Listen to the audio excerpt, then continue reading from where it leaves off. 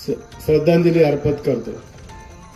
आपल्याला 7 तारखेला जिल्हा परिषद आणि पंचायत समितीला आपलं अमोल असं मतदान देऊन आम्ही आपल्याला या ठिकाणी आशीर्वाद मागायसाठी आलेलो। पूर्वीच्या वक्त्यांनी सांगितलं आतापर्यंत या मतदारसंघामध्ये काय परिस्थिती आहे, राज्यातली काय परिस्थिती आहे, देशातली काय परिस्थिती आहे।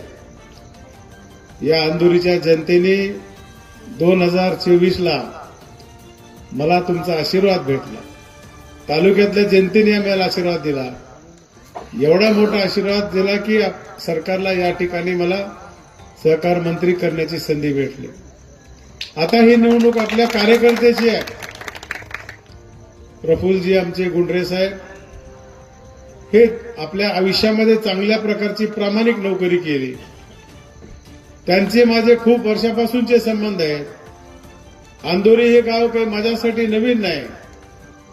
मी लहानपणी या गावामध्ये अनेक वेळेस भारत भूषणच्या घरी राहिलोय, महिना राहिलो इथं मी। धरमपाल गायकवाड असतील, आमचे बाबूराव नलवाड सर असतील, ही सगळी मंडळी आम्ही, बापूमा असतील, भास्कररावचे वडील असतील, हे कबड्डीचे आम्ही खेळाडू होतो। परंतु आता तो खेळ खेळत आम्ही ह्या खेळात आलो। आता ह्या खेळामध्ये आतापर्यंत तुमच्या आशीर्वादाने आम्ही यशस्वी खेळ खेळलेला आहे। पण इथंही करत असताना आपल्याला हे विकासाच्या मुद्द्यावर निवडणूक लढली पाहिजे। बघितलं आपण आताच आमचे काही मित्र म्हणतात अहमदपूरमध्ये बसून त्या रस्त्यावर बसून भाषण नळेगावला केलं काल विक्रमजी गोजमुंडे साहेब। तो रस्ता 22 कोटीचा रस्ता होता। अमित भैया देखील त्या रस्त्यावर उभारून भाषण केले आणि त्या व्यासपीठावर 2 नेते होते जे कारखाने बुडिले आणि ते कारखान्याबद्दल माहिती सांगत होते। त्या व्यासपीठावर त्या गावचा सरपंच होता, त्या गावातल्या विहिरीसाठी पैसे तो घेणारा, गोट्यासाठी पैसे घेणारा, घरकुलासाठी पैसे घेणारा आणि ग्रामपंचायतच्या मेंबरचे देखील पैसे घेणारा। खाली बसलेले लोक सांगत होते, अमित भैयाच्या स्टाईलमध्ये बोलायचे, काय चाललंय राज्यामध्ये, पेपरवेट ठेवल्याशिवाय एक बी काम होणार गेलाय, काय परिस्थिती आहे सांगा राजानो। म्हणलं की खालून नायचे बराबर आहे, विहिरीला किती पैसे म्हणले की 20,000, गोट्याला 7,000, घरकुलाला 25,000। मी काल भाषण करून आलो, त्यांच्या भाषणाचं त्याच्यातच उत्तर होतं, हे घेणारेच व्यासपीठावर होते, आम्हाला काय बोलायला म्हणलं आम्ही। सांगण्याचं तात्पर्य की व्यासपीठावर कोण बसले ते आधी बघितलं पाहिजे। तिथे येणार पाटील होते, त्यांनीच कारखान्याचं वाटोळं केलं।